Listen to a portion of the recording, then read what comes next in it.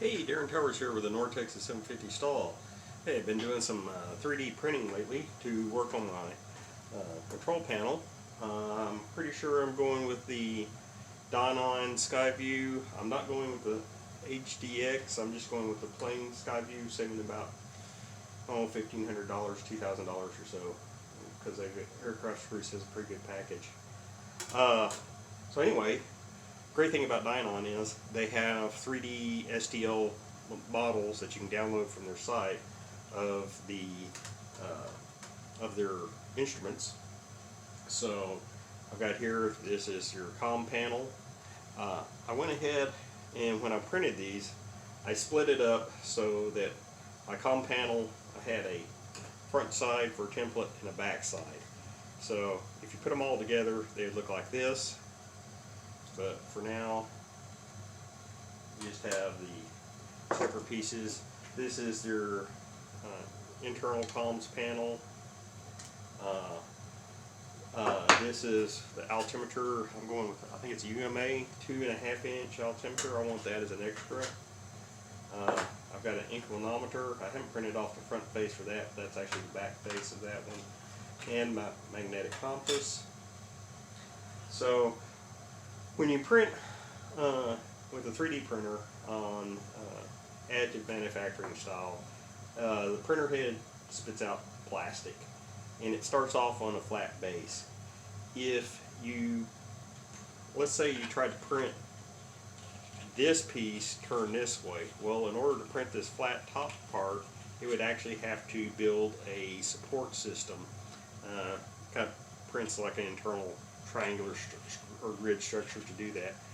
Well, that grid structure, sometimes when you remove it, this was printed that way with the support, it leaves, I haven't had good success with it, large areas removing the actual supports. So since we got big flat panels, what I did was I broke this into sections.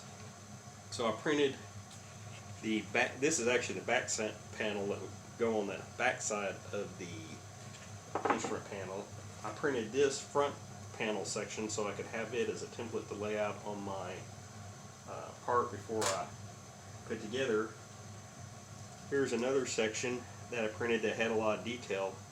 So the idea is I am going to save printing time and save support structure time. I just kind of printed these all out separately.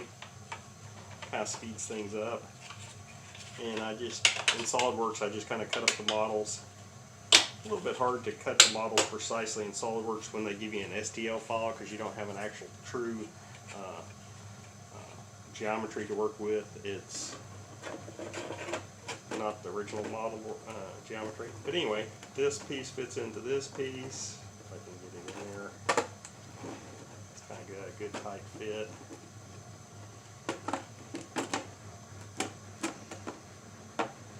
Get it level.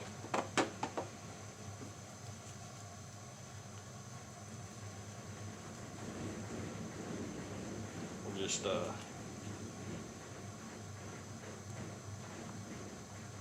drop some CA on the corners.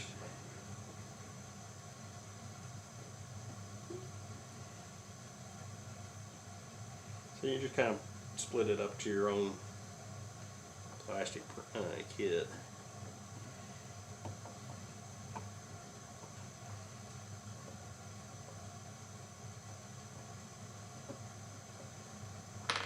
Okay, you're not seeing what I'm doing here. Anyway, just a little bit of CA on that to get some accelerator.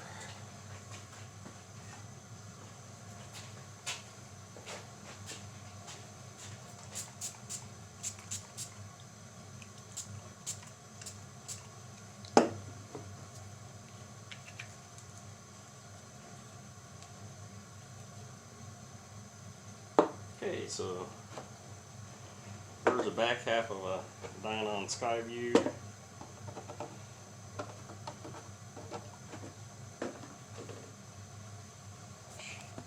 This down some. Alright, back half of the Dynon Skyview. And these are just templates, so it's not, they don't have to be Now I don't care if they're perfect, but we can put some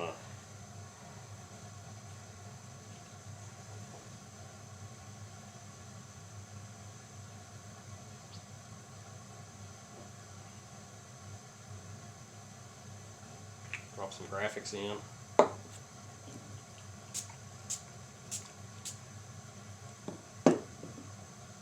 So I originally looked at the HDFX with the little panel. I actually think you get a slightly bigger viewing screen with HDFX, even though the panel cutouts are about the same, but it is about $2,000 more. So anyway, you know, if I wanted to make the full thing, I would glue the front face that goes on like that. So that would be Dynon Skyview mock-up.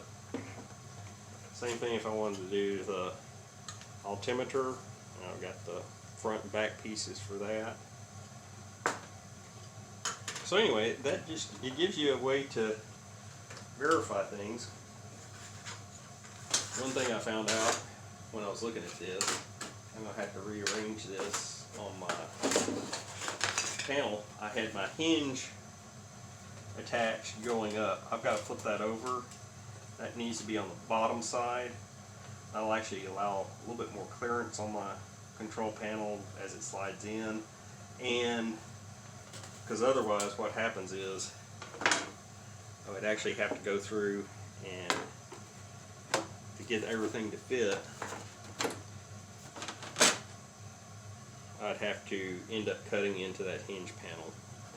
So, you know, this just gives you, before you actually go out and buy the parts and worry about unpacking the parts and everything, it kind of gives you a good way to check stuff out. Also allow me to check clearances, because this box sticks out pretty far back behind, and on the back side of the panel they'll be kind of sticking out like that. So I got to make sure that when this rotates around, I'm not hitting anything on where everything's attached. Also, I'll have the back side of the compass, which will be basically right about it there. So this panel rotates out, so I got to make sure that as this rotates out, I'm not catching on the top of the dash. Anyway, it just kind of gives you quick, easy ways to mock stuff up. Other thing I've been using it for is mold making. So this is, the whole idea is I've got an access panel on the bottom side of my wing where it mounts to the where the wing, basically where the rear spar and all the fuel lines and electrical for the lights come through. I wanted a nice large access panel, and the way my plug is on my lights, I kind of needed to dip down, so I wanted to give a little bit of space. So anyway, I created a mold to make my access panel in. So this is fiberglass. What I did was made the mold, lay up your fiberglass in here with your resins, clamp down your top part, and actually I used, I've been using the, it's Reynolds Wrap non-stick foil. They got a special kind of Teflon coating on one side of the foil, so I've been using that as kind of a release agent to sandwich in between, so I won't stick to the fiberglass to the mold. But anyway, you just put those two in there, press them together, let your resins dry, and it comes out pretty clean. I did a little bit of sanding work, just a finest layer of Bondo and a little bit of primer on it, and it looks pretty good. Anyway, so that's my deal into 3D printing. If anybody has any questions or wants to know what I'm using I can give more information on it, but I'm using a Creality 3D printer. This is printing PLA Plus. I think this is actually in PTG for handling high temperature. So here's some of the support grid you can see. If you're looking at that support grid, and there's some of it that I broke off that I really didn't have to. PLA Plus is a little bit stronger on its ability.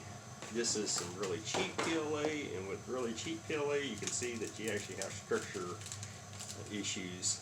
I think this is like $10 a roll, compared to this is $22 a roll. The same weight of stuff, plastic. Anyway, comes out on spool, does one layer at a time. I think the total printing time on this is probably about 3 days with all the separate parts, but I'd also included some of the other parts in that as I was printing. So anyway, I'm gonna get flipping that hinge over, start laying out my panel some more, and we'll go from there. Bye for now.